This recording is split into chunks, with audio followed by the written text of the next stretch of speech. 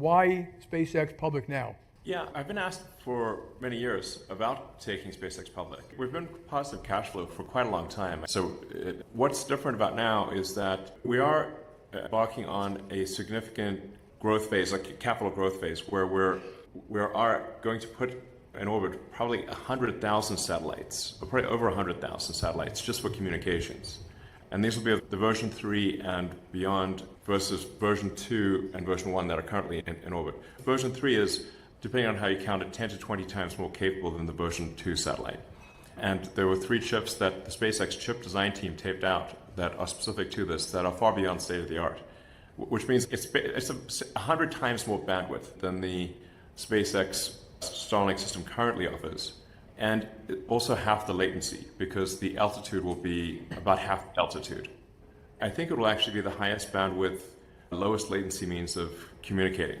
And the future with AI and robots is actually going to require a lot more bandwidth than we currently use. Because you can imagine, what's the bandwidth of a human? Its peak bandwidth of a human is a few hundred bits per second, but bandwidth of a computer can be a trillion bits a second.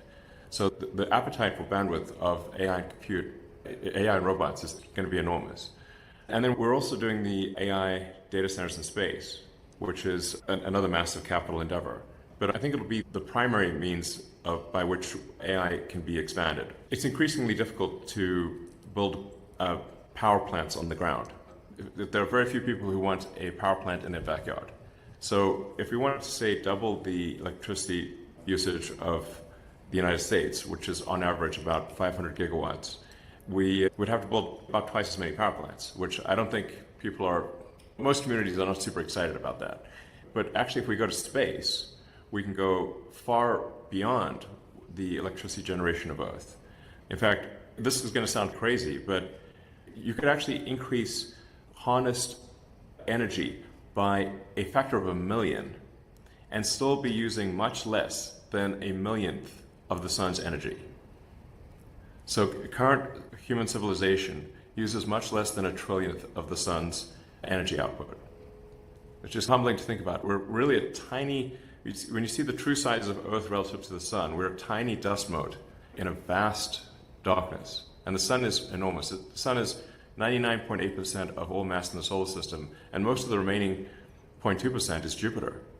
Sometimes people ask me, I'm maybe going a little wide-ranging in this answer, but because you just asked me why you're being public now. I'm like, but it is important. Some of these things are important because people sometimes wonder, what's the future of energy generation?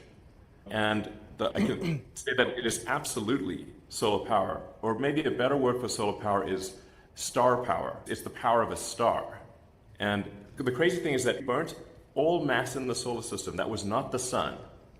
The amount of energy produced by the sun would still round up to 100%, because the sun is 99.8% of the mass of the solar system. Even if you teleported somehow teleported 2 more Jupiters from another solar system and burnt them too, it's very much the sun. And you can scale to 1 million times Earth's economy in space in terms of harnessed power, which is a good proxy for economic output, and still be much less than 1 millionth of the sun's energy, which is humbling, really, to think about how tiny we are. And this is just one star among many. So I guess the TL, it would be, we're embarking on a massive new growth phase, and we need capital for that.